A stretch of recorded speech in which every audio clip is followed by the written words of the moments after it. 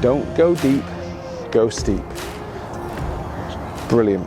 Guys, you may remember, if you've been watching the channel long enough, that back in summer, I helped Lauren out with her pitching. She was really struggling around the greens, just kind of missing greens from like 60, 70, 80 yards with really kind of just poor technique, really. So we did a video lesson so you guys could watch, and we made a couple of adjustments to her takeaway. Since then, her short game statistics have been so much better, which is enabling her to get down to the handicap goals that she's trying to achieve and trying to get down below a 4 handicap. And I wanted to bring this information to you in today's video, because if you see her stats now, they're amazing, and it's through better technique and good practice. So within this video, I'm going to be showing you some of the points that I've given her, and I'm going to expand on them even more. We're going to talk about grip, ball position, weight distribution, width of stance, posture, takeaway, face control, hip rotation, wrist angles, impact and follow through. This video is going to be really fully loaded with information that's going to help you improve from 30 to 80 yards, stop missing greens, stop duffing pitches, and lower your scores. Guys, if you are new to the channel, please do hit that subscribe button. Also, head over to my website where you can download your very own free practice plan. Head over to andycartergolf.com.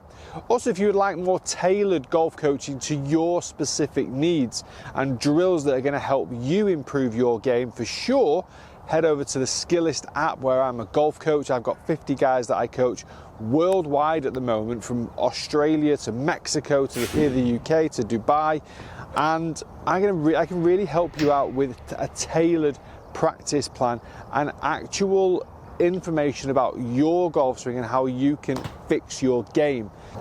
But today it's all about the pitch shot, and we're going to talk a little bit about grip to start with, because grip is vital in all aspects of the game. If I'm stood here with a driver, my grip is really important, because it's going to be the only connection I have to a golf club, and it's going to be the only way that connection I have to be able to control this club face position. And the pitching is absolutely no different. If I have a really strong grip, what can happen is I can lose direction. I can obviously hit the ball as a right-handed golfer, I can hit the ball with a pull to the left, but also what I can actually do is really poor ball striking. So I could end up really digging this leading edge into the ground, because what happens is I close the face and come in a lot steeper. You'll notice it's really, really simple for me to dig into the ground. If I go too weak, it's actually very, very simple for me to have the leading edge a little bit high into the ball and catch the ball thin. Now, you could also do the opposites with those grips as well. I could fat it and thin it with the strong grip or a weak grip. So I'd like to see your grip in a relatively neutral position. However, when we're kind of in and around this 20-30 yard mark, knowing from coaching experience, the majority of golfers have a strong grip. I would want you to even try and change that so you're always a little bit slightly weaker in your grip. Now, only slightly weaker than neutral, and what that means is if you're a right-handed player, this right hand is going to sit a little bit more on top of the club. Now, what that does, it allows us to get the toe of the club pointing up on the backswing, which will give us that little bit of extra height and a softer landing once the ball gets onto the green. So, and from this sort of turf, it gives us an unbelievable amount of spin as well. So it's a beautiful option to have in and around the greens. Now, what I want you to try and do is fix this grip. Get this right hand more on top so we can get the toe of the club up as you come into that takeaway position. Now we're going to be able to maintain loft on the club face.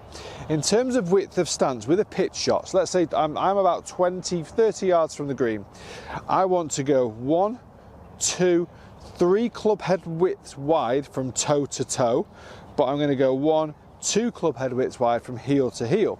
Now what you'll see there is that my lead foot is really flared open, and what that gives me, it gives me two things. It allows me to get my weight more into my lead side.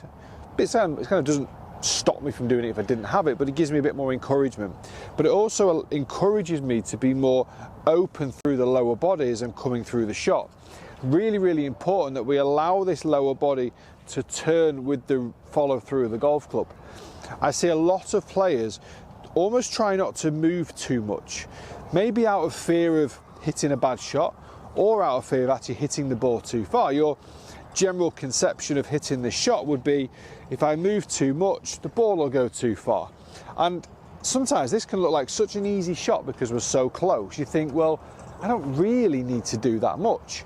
So what I want you to try and feel is, once you've got this grip, we've got the stance, as a result of the stance, we're encouraging the body weight to be a little bit more into that lead side, so like 60-40 on your left foot. You're gonna have your hips ever so slightly open to the golf ball. And now we're in a position where the lead hip and the lower body is slightly in front of the shoulder, so we don't want to be too far over with the spine angle. So you want to try and keep your spine angle, your chest and your head over the golf ball. And now from here, I want you to try and feel, when you're making your golf swing, that your hips are following the golf club, okay?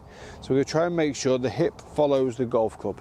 This gets the whole body moving as one, which is really, really important. Also, we're going to come on to takeaway shortly, because the takeaway positioning will have a huge bearing on what your club does as it comes down into the impact area. But first of all, when we get the body moving together, it becomes a lot easier overall to start to understand distance control. Because yeah, I know then if I only swing it to here with my body as well, it'll go a distance, 9 o'clock, maybe this is your 10 o'clock, 80-yard swing. So you're starting to find a consistency in the way that you're approaching every single chip shot, pitch shot, whether it's 30 yards or out there at 80 yards. There's a consistency in your movement pattern. You're not 20, 30 yards away, barely moving, and then getting to 80 yards with a completely different technique.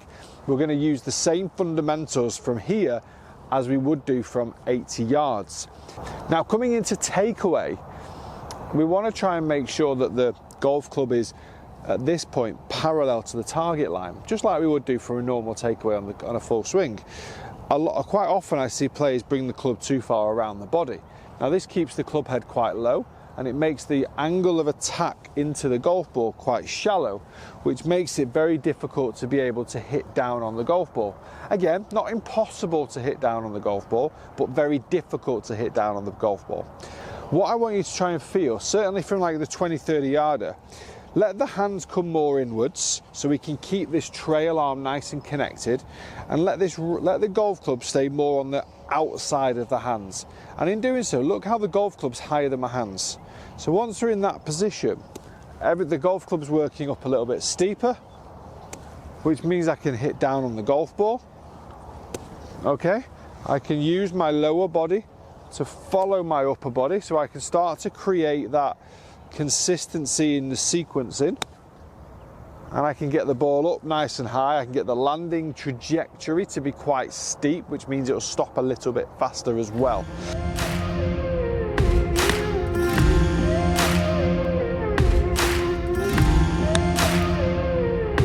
Now during the swing, the body weight, like every golf shot, it moves around. It'll move around when you're compared to your 30-yard shot to your 80-yard shot. Now if I take my setup here, got the ball position in the center of my stance, I've got my weight forward, I've got my foot flared open, I've got my hips slightly open, I've got my grip ever so slightly weaker than I normally would do, so my right hand is going to help me maintain loft. And as I swing back, you know, allow the lower body to follow the upper body. And in motion, I start at 60% on my lead side. In motion, I probably come back to about 50-50. So that's why the rotation's key. Because if I rotate here, I'm less likely to go this way. Because I'm trying to allow my body to follow the golf club. So these little kind of one arm drills are great, because again, you're going to try and keep the trail arm, which I'll come to later, is really important for keeping the connectivity. Weight stays forward, rotate, and rotate. You just see I've got my hand under my armpit there. And what this is doing again, it's just keeping my elbow in. It's keeping this angle here. So I always kind of call this like a U position, like a squared off U into that position there. Because I want my elbow to hinge and I want my wrist set to hinge. Because I want these to then release that hinge down into the ball and then just brush into the ground. Now because I've got the loft on the club with the toe, I'm just feeling the bounce of the club. I'm kind of making good contact on the ground, but I'm not digging, okay?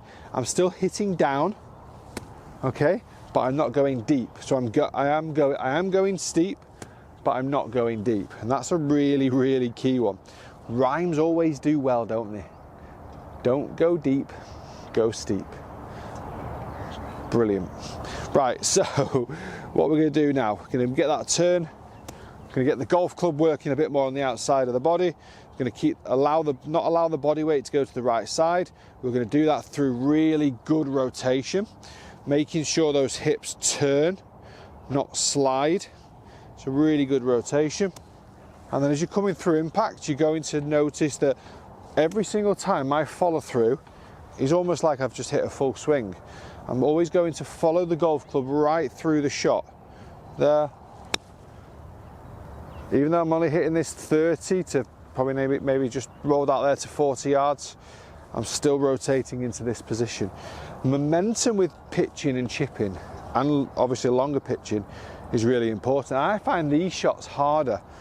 You'll probably find these shots harder as well than the 70, 80 yarders. 70, 80 yarders for you might feel like you're closer to a full shot. Now, I personally don't like that shot either. I would maybe go up your wedges and just still kind of keep hitting this punchy shot, this like shortened swing, because this is technically an easier swing for you to play. Just going back, rotate through. It's like so much more measured, so much more in sequence, the rotation so much easier than actually trying to hit a full swing, because again, naturally here, less can go wrong than a full swing because it's less of a swing. But what's really important is all the components of your body are still working together. You've got rotation, you've got weight distribution, you've got wrist hinge, you've got the transition, you've got the impact position, you've got the follow through, all working as one, just like you would have tried to do on your 7-iron shot. And that's really key as well. Now, I spoke about the golf club on the takeaway. We spoke about the fact that we want to try and get the toe of the club up here on the takeaway. On the way through, I still want the same position there. I still want that toe of the club to be up. Now, if I want to hit a high shot, that's a totally different type of release pattern. So if I'm going from toe up, release, faces square, toe up, that would be what I would class as your kind of standard pitch release pattern. And you'll see that here. You'll see that you should see the difference in the trajectory here. So you see how it's a real kind of strong trajectory. It's got that kind of really nice, slightly lower launch angle. Still got an unbelievable amount of spin. I've got a Pro V1, I've got a Vokey wedge, I've got perfect turf, and I've got perfect greens. They're all ideal for perfect conditions for pitching. And if you can live your pitching life by one pitch and 2 putts, you're going to lower your scores. Guys, thanks so much for watching. If you've got any questions about the video, comment below. If you want to get tailored coaching from me, head over to my website, head over to Skillist, and I'll see you there. In today's video, we're going to be using SHOTSCOPE data to analyse Lauren's golf game. Now, she has got aspirations of getting down to a scratch handicap, currently off a 3 handicap, so already a top player.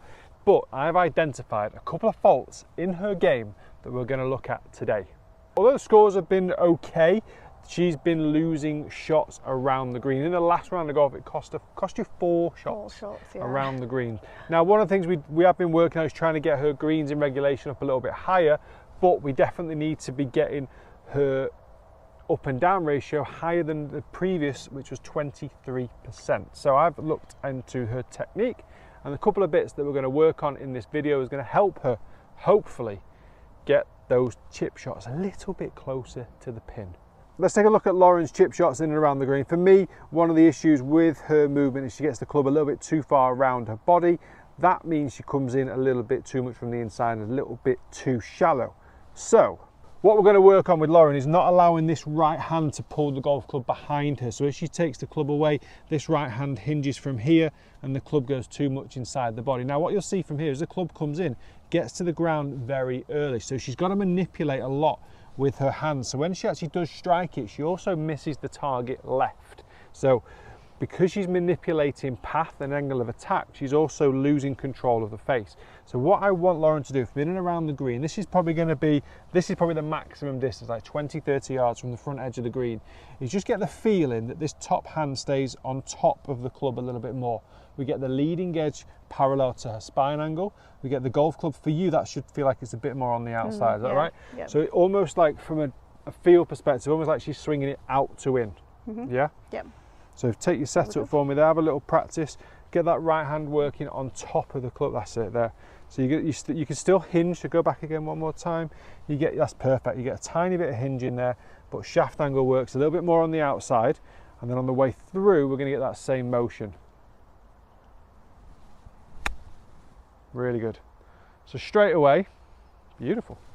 Angle of attack was a little bit steeper, made a tiny bit of connection with the ground just before the ball, but because it wasn't too steep, you're able to use the bounce of the club as well. But in previous times, she'd been using the club too much on the inside and therefore not being able to hit down on the ball. A couple of bad shots with thins as well, weren't they? Yes. Yes, they were. But I'll take that though, definitely. The last little chip shot I want Lauren to try now is basically based on that ball. I want you to try and hit the ball a little bit shorter. So I don't actually want you to hit the green here. I want you to try and leave it short of the green. So this is where she would use this technique to try and improve her distance control as well. So again, a little practice swing, get that club head working on the outside of the hands. That's it, good. Majority of players that I see get that club too much on the inside on the backswing. So this is a great little feel. Get the club a bit more on the outside, hit down on the golf ball. There's always that little bit of check on the second bounce and that little bit of extra release. There we go. Easy as that. It's as easy as that, guys.